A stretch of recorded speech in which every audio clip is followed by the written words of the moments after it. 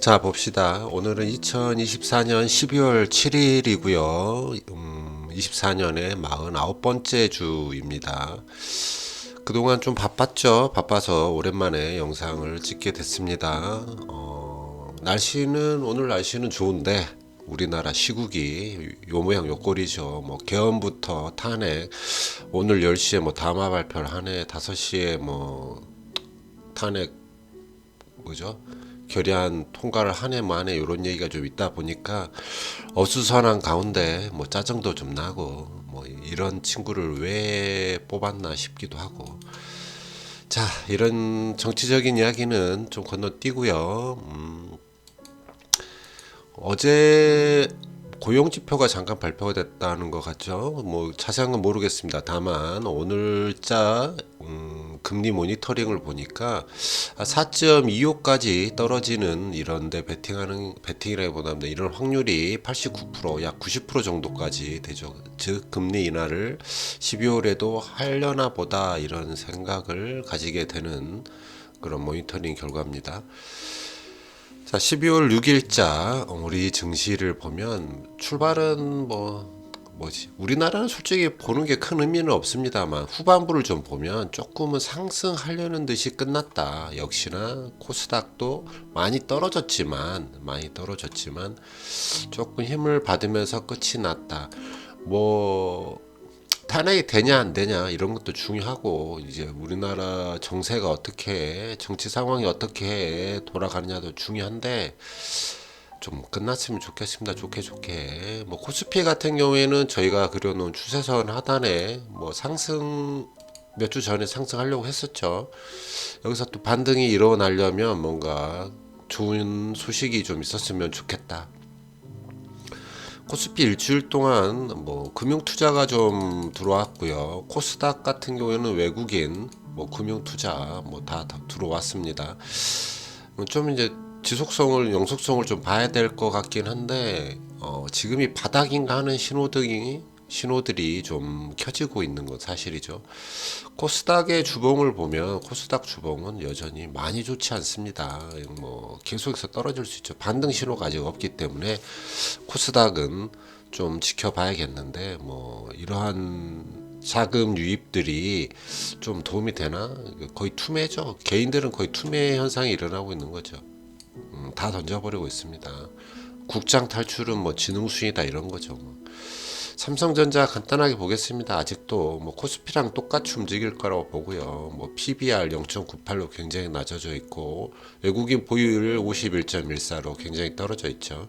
한 50 가까이 갈 때까지는 계속해서 외국인들이 매도할 수 있기 때문에 조금은 더 관찰. 저희는 짝수 음봉으로 매매를 해서 적립식 매매 추천드린다고 했었죠. 자, 해외를 좀 보면요. 니케이 같은 경우에는 하락했고요. 상해는 상승, 그 다음에 항생도 상승했습니다. 일본 같은 경우에는 2621원이 조금 상승하는 모습. 여기 뭐 채권 금리가 조금 아무래도 인하 가능성이 있다 보니까 뜨고 있고, 원화로 봤을 때 일본 엔화 자체가 지금은 상승하고 있죠. 자, 5년 동안 미국, 일본 돈은 굉장히 가치가 떨어졌다가 다시 우리나라 기준이죠. 다시 엔화가 조금은 상승해서 950까지 올라가 있다. 엊그저께 900원이 깨져 있었는데 금방 다시 올라간 모습이죠. 중국 돈은 가치가 계속 세지고 있어요. 니케이 주봉을 보면 이게 제가 그려놓은 게 이제 파란 선이 50선이죠. 50선을 찍고 다시 반등하려는 모습. 일단 바닥을 다지고 있는 모습 그리고 상승하려는 모습 여러분들에게 보여집니다. 상해 역시 똑같아요. 상해도 전에 이제 부양책이 나왔을 때 그리고 이제 반도체 주식들이 거의 상한가를 다 쳤을 때 굉장히 높이 솟았다가 떨어지는 듯 싶더니 다시 이제 지지를 하고 있는 모습 어떤 정고점 그점에서 지지를 하는 모습이 보여주고 있고요. 항생 역시도 더 이상 추락은 하지 않으려나 하는 이런 생각을 만들어 줍니다. 다우, 나스닥, S&P 다우는 좀 하락했습니다. 나스닥 역시 상승했고요. S&P도 상승했습니다. S&P 같은 경우에는 뭐 51번 뭐 57번째 상승 신기록 뭐 이런 얘기가 좀 나오는 것 같고, 차트 주봉 차트이긴 하지만 차트 보시면 알겠지만 거의 우상향 뭐 이런 차트를 뭐라고 하겠습니까? 굉장히 좋다. 우리나라 상황만 빼고 이 차트를 본다면 세계 다 너무너무 예쁜 차트 아닙니까? 자, 맵을 좀 보면 뭐 빅7과 뭐 반도체 소프트웨어 이런 쪽만 좀 일주일 동안 상승을 했고, 나머지 반대편에 있는 빨갛죠. 뭐 좋지 않은 모습이 보이고 있어요. 양극화가 좀 되고 있는데, 이런 상황은 썩 좋은 상황만은 아닌 것 같습니다. 미국도 조금 이제 조정받을 시기가 됐을 거라고 생각하는데 힘이 깨지지는 않고 있네요. 자, 비트코인 리플 보겠습니다. 비트코인 같은 경우에 굉장히 많이 상승을 했죠. 지금 계엄 선포할 때 급격하게 떨어질 때 저도 이때 좀 들어가 사보려고 그랬는데 업비트가 접속이 안 되더라고요. 어찌 됐든 뭐 지금은 비트코인이 다시 10만 달러를 뚫고 올라가고 있습니다. 10만 달러에서 조정이 좀 생겼다가 다시 올라갈 줄 알았는데 오늘 또 약간 좀 상승하는 모습이 아닌가 하는 생각이 들고요.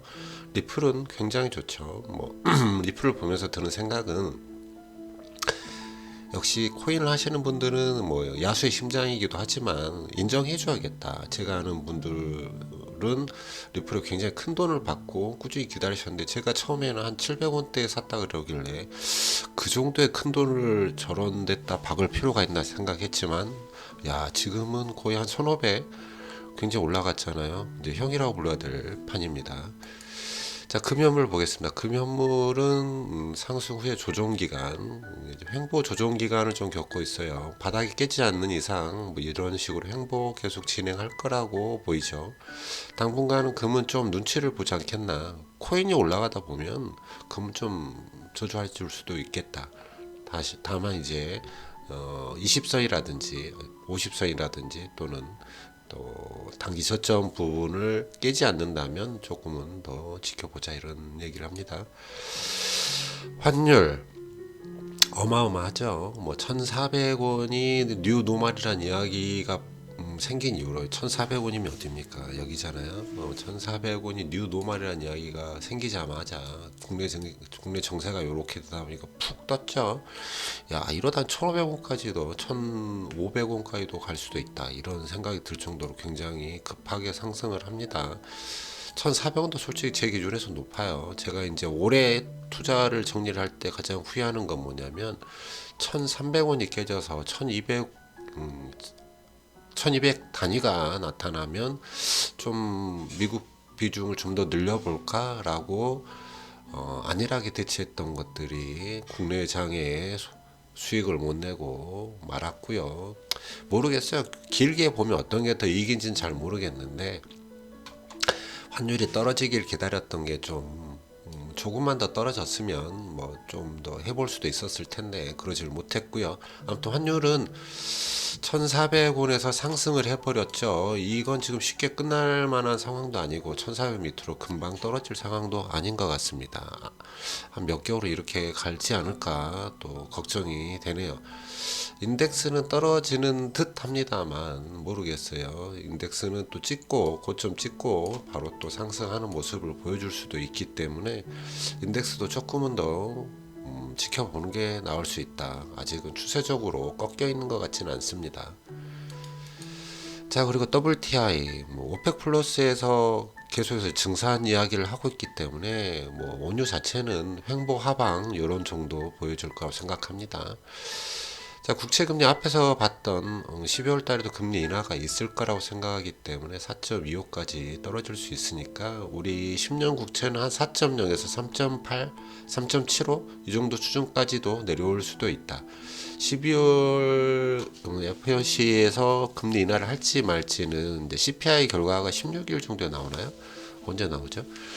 정확히 모르겠는데 CPI를 봐야지만 되겠지만 뭐 아까 봤듯이 예상은 한 90% 가까이 되다 보니까 CPI가 어느 정도만 된다면 뭐 당연히 금리 인하하게 되면 국채 금리도 조금은 떨어지지 않겠나 이렇게 생각을 해요. 장래 금리 차는 뭐 괜찮은 수준 넘어갈게요. 자, 공탐 지수를 보면 너무 중립에 있습니다. 미국은 아직 뭐 저 정도의 그래프, 우리가 아까 봤던 그 S&P나 뭐죠? 나스닥, 뭐 S&P, 그다음에 다우 이런 그래프를 보면 좀 공탐 지수가 좀 익스트림 그리드 쪽에 가 있지 않을까 싶지만 뉴트럴 쪽에 있어요. 아직은 사람들이 흥분하고 있지는 않다. 그러니까 좀 신중해졌다 이렇게 표현하는 게 맞겠죠. 언제든지 그 하락 조정 신호가 보이면 바로 매도할 준비가 되어 있나 이런 생각도 좀 가지게 됩니다. 그래서 더 조심해야 되는 구간일 수도 있겠다는 생각을 하죠. 버블 얘기가 나오는데 뭐 버블까지는 아니지 않겠나 싶죠. 자, 빅스는 하락하고 V코스피는 상승합니다. 이제는 미국 증시랑 국내 증시랑 뭐 커플링은 깨져 있는 것 같고 우리나라는 거의 외톨이로 따로따로 놀고 있습니다.